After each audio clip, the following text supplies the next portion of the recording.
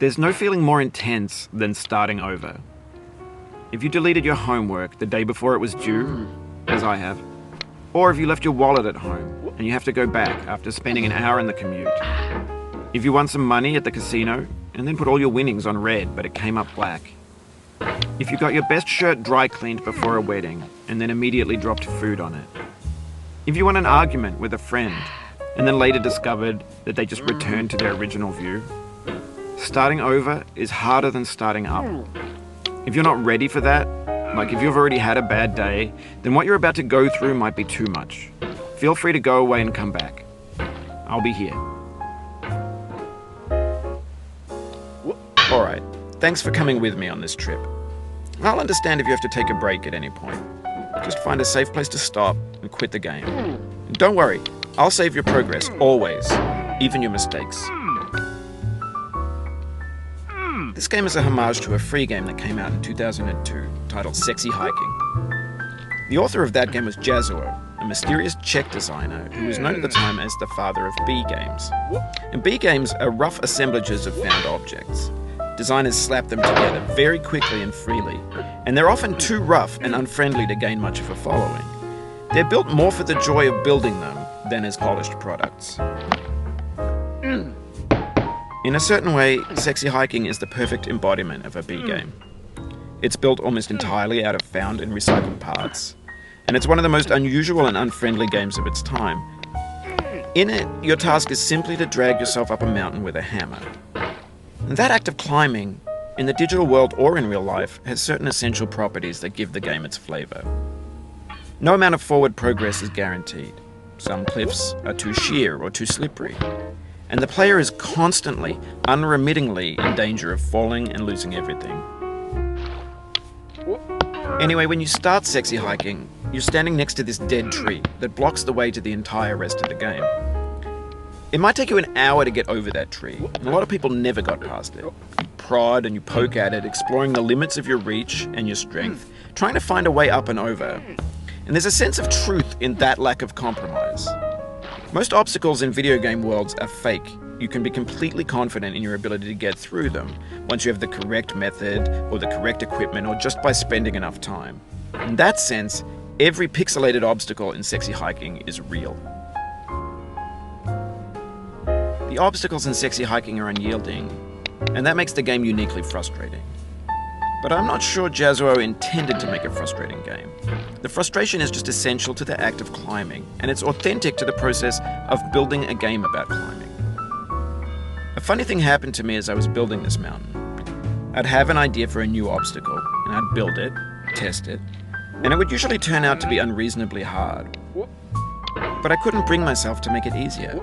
It already felt like my inability to get past the new obstacle was my fault as a player rather than as a builder. Imaginary mountains build themselves from our efforts to climb them, and it's our repeated attempts to reach the summit that turns those mountains into something real. When you're building a video game world, you're building with ideas, and that can be like working with quickset cement. You mold your ideas into a certain shape that can be played with, and in the process of playing with them, they begin to harden and set until they're immutable, like rock.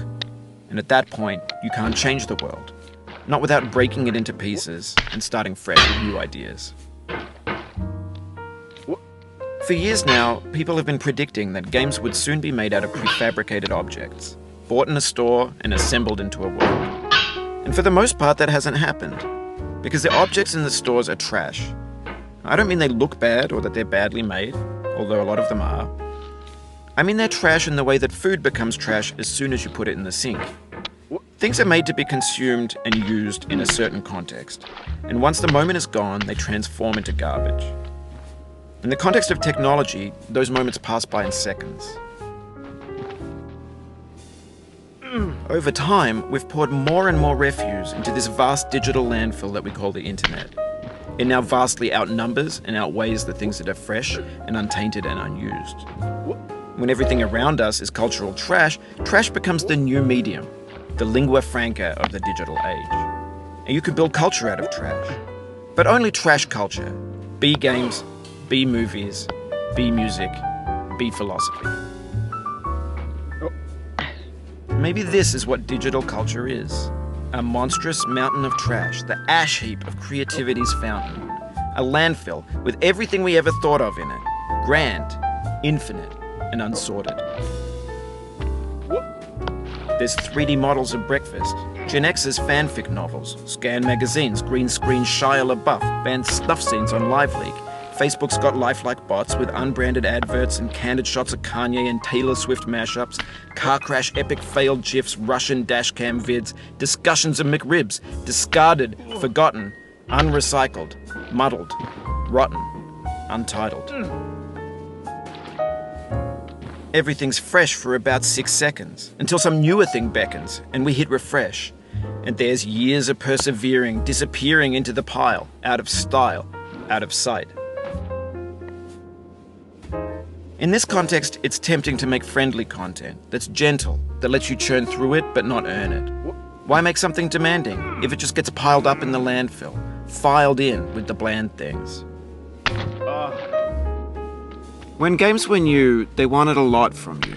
Daunting you, taunting you, resetting and delaying you. Players played stoically. Now everyone's turned off by that. They want to burn through it quickly, a quick fix for the fickle, some tricks for the clicks of the feckless. But that's not you, you're an acrobat. You could swallow a baseball bat. Now I know, most likely you're watching this on YouTube or Twitch, while some dude with 10 million views does it for you, like a baby bird being fed chewed up food. That's culture too. But on the off chance that you're playing this, what I'm saying is, trash is disposable, but maybe it doesn't have to be approachable. What's the feeling like? Are you stressed? I guess you don't hate it if you got this far. Feeling frustrated?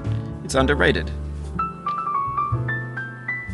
An orange is sweet, juicy fruit locked inside a bitter peel. That's not how I feel about a challenge.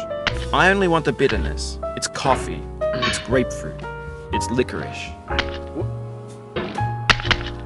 It feels like we're closer now.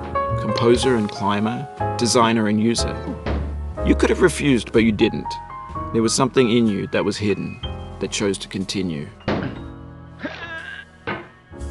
It means a lot to me that you've come this far, endured this much.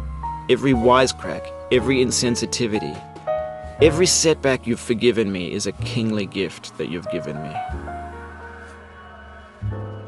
We have the same taste, you and I. It's not ambition, it's ambition's opposite. An obdurate mission to taste defeat. You'll feel bad if you win, so I put this snake in for you. Have you thought about who you are in this? Are